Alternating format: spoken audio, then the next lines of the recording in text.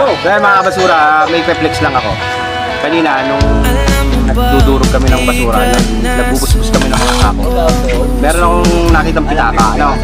Pe-flex ko lang, meron akong nakuha sa pitaka. Ayan, 500,000 Vietnam dollar. Ayan, 500,000 Vietnam dollar. Ayan, kalahating milyon sa pera nila mga kabasura. Ayan. I-comment nyo na lang sa baba kasi wala akong idea kung magkano ang palit nito. Sana jackpot ako.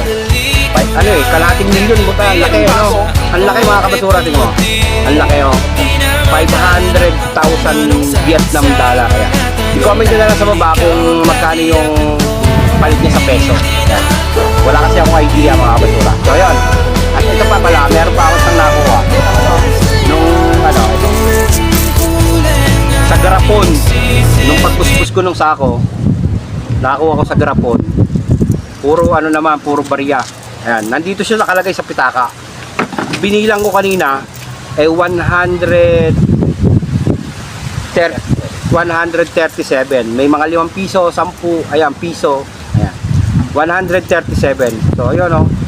Isipin mo 'yon mga kabasura. Nagkalkal ka lang ng basura, nakapera ka pa. Ayun. Salamat.